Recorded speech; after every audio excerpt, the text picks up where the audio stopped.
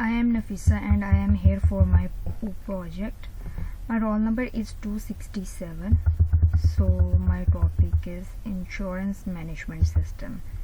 तो जो मेरा प्रोजेक्ट है वो मेन जो है वो किसी भी इंश्योरेंस कंपनी की मैनेजमेंट सिस्टम किस तरह से काम करती है उसके अकॉर्डिंग जो है वो मेरा प्रोजेक्ट बनाया गया है.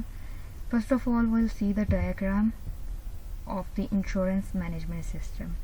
हमने जी क्लास डायग्राम डिफाइन कर ली है जिसके अंदर हमने अपनी मेन चीज़ें बता दी हैं कि हमने इसके अंदर डिटेलिंग क्या की है. First of all we can see customer login. तो कस्टमर जो है फर्स्ट फॉर्म के अंदर कस्टमर लॉगिन कर रहे हैं. कस्टमर ने लॉगिन करना है तो उसके लिए हमें सिर्फ 2 एट्रीब्यूट्स हमने उसके अंदर ऐड किए हैं. First of all is customer ID and second one is password. जैसे ही कोई कस्टमर जो है अपना कस्टमर आईडी और पासवर्ड एंटर करेगा उसके बाद वो इस फॉर्म को लॉगिन करेगा तो हमारे पास एक नेक्स्ट फॉर्म ओपन हो जाएगा जो कि कस्टमर डिटेल्स होगा. इसके अंदर क्योंकि हमने डिटेल्स ऐड करनी है इसलिए हमें थोड़े ज़्यादा एट्रीब्यूट्स लिए हैं जिसके अंदर नेम, एड्रेस, एज और डिफरेंट जो है एट्रीब्यूट्स हमने ऐड कर लिए हैं. Bank number, occupation, policy amount and ID वगैरह. तो उसके बाद हम इस फॉर्म को सबमिट करवा देंगे. जैसे ही हम इसको सबमिट करवाएंगे तो हम एक थर्ड जो है फॉर्म उसके ऊपर पहुंच जाएंगे जो कि लॉग आउट का एक फॉर्म है जिसके अंदर हम जैसे ही लॉग आउट को जो है वो क्लिक करेंगे तो हमारा जो है लॉग आउट हो जाएगा सारा सिस्टम. तो बेसिकली हमने इसके अंदर किया क्या है कि हमने कस्टमर की लॉगिन करवाई है आईडी और उसके बाद कस्टमर की डिटेल्स ऐड की हैं देन लॉग आउट करवा दिया उस साइट को. इसका कोड हम देख लेंगे. कोड के अंदर जो है वो सारा वही है. किस तरह से हमने लेआउट के अंदर चीज़ें ऐड की हुई हैं, कोई किस तरह से लेबल्स ऐड किए हुए हैं, किस तरह से टेक्स्ट फील्ड ऐड किए हैं, कौन कौन से बटन ऐड किए हैं. तो कोड को हम बाद में रन करवा लेंगे और जिससे हमारे कोड के अंदर जो कुछ भी है हम देख लेंगे जी कोड को रन करवा के. तो फिलहाल हम लोग जो है वो अपने लेआउट की तरफ जा रहे हैं कि हमारा लेआउट किस तरह से बना हुआ है.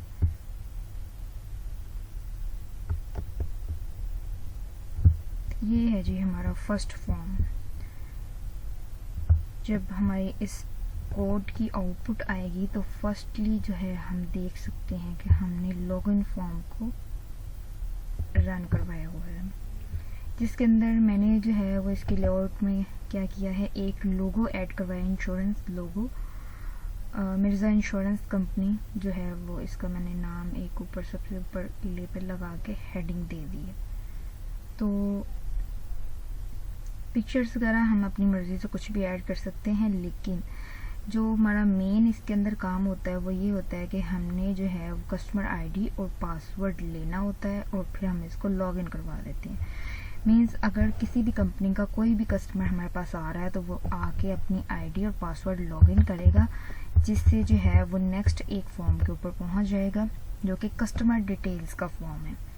तो जिसके अंदर वो अपना नाम एंटर करवाएगा, एड्रेस एंटर करवाएगा, age, bank number, occupation, policy amount and ID जो है वो एंटर करवाएगा. उसके बाद वो इसको सबमिट करवा देगा. ये डिटेल्स जो हैं वो हमारे पास सबमिट होने के बाद हमारे पास एक लॉगआउट फॉर्म आ जाएगा.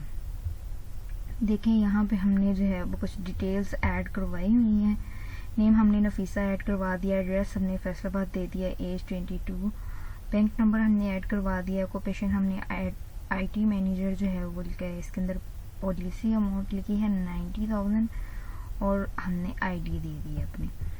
उसके बाद जी हमने इसको सबमिट करवाया. जैसे ही हमने इसको सबमिट करवाया तो हमारे पास लॉग आउट वाला फॉर्म आ गया. ये सारे जो थे हमारे लेआउट थे जिसके ऊपर हमने काम किया था ये सारा जो था वो कस्टमर से रिलेटेड था. तो जो कंपनी है वो क्या करेगी इसके अंदर, कंपनी जो है वो किस तरह से इसके अंदर रिलेट कर रही है. तो बेसिकली ये जो सारा लेआउट था वो कस्टमर के लिए था लेकिन कंपनी को इससे क्या फ़ायदा हो रहा है, डेटाबेस. जो भी डाटा एंटर करना है किसी भी कस्टमर ने वो सारा जो है वो डेटाबेस के थ्रू कंपनी के पास चला जाएगा. इसका जो हमने एक डेटाबेस भी इसके अंदर साथ अटैच की हुई है जिससे क्या फ़ायदा होगा, कस्टमर ने जितनी डिटेलिंग ऐड की है वो सारी की सारी डेटाबेस में चली जाएंगी कंपनी के पास। तो ये हो गया जी हमारा इंश्योरेंस कंपनी मैनेजमेंट सिस्टम। अब हम इसको रन करवा के देखेंगे तो हमें पता चलेगा कि हमने इसके अंदर बेसिकली वर्क किस तरह से किया हुआ है। अच्छा जी, हम अब अपना जो है वो लॉगिन फॉर्म फर्स्टली रन करवा के देखेंगे कि हमारा लॉगिन फॉर्म जो है वो किस तरह से वर्क कर रहा है। तो जी हमने इसको रन करवाया है, तो जिससे क्या हुआ है ये हमारा शो हो गया है। इसके अंदर हम लोग क्या करेंगे, कस्टमर आईडी और पासवर्ड जो है जैसे ही एंटर करेंगे, लॉगिन करेंगे, तो उसके बाद हमारे पास एक सेकंड ऑप्शन आ जाएगा। कस्टमर डिटेलिंग वाला हमारी फाइल जो है वो हमारे सामने आ जाएगी। कस्टमर डिटेलिंग वाला फॉर्म जी हमारे सामने आ गया है, जिसके अंदर हम नाम एंटर करवा सकते हैं कुछ भी, जैसे मैं नफीसा यहाँ पे करवा रही हूँ। एड्रेस हमने जो है वो FST दिया है और एज हमने एंटर करवा दी 21। बैंक नंबर हमने कुछ भी जो है वो इंट में दे देना है। ऑक्यूपेशन हम लोग ऐड कर रहे हैं IT manager. Next policy amount जो है वो जितनी हमारी अकॉर्डिंग होंगी, हमारी पॉलिसी के अकॉर्डिंग उतनी हमें पॉलिसी अमाउंट ऐड करवा देंगे। ID जो है वो हम लोग यहाँ पे एंटर करवा रहे हैं। उसके बाद देखिए जैसे ही हम लोगों ने सबमिट पे क्लिक किया, लॉगआउट का फॉर्म हमारे सामने आ गया। लॉगआउट को हमने ऐसे लॉग जब करवाना है तो हमारा लॉगआउट हो जाना है। That's all for it. Sorry video थोड़ी सी स्किप हो गई थी, हम लोग डेटाबेस को नहीं देख सके। जो हमने डाटा एंटर करवाया था और डेटाबेस में किस तरह से किया है वो हम नहीं देख सके, तो वो अब हम लोग देख लेते हैं जी डेटाबेस में हमारा डाटा कैसे जाएगा। ये हमारी डेटाबेस है जिसके अंदर वहाँ पर जो भी हमने डाटा एंटर करवाना है वो यहाँ पर आ जाएगा। ये कस्टमर आईडी है, यहाँ पे हमारी कस्टमर आईडी आ जाएगी, पासवर्ड हमारा आ जाएगा।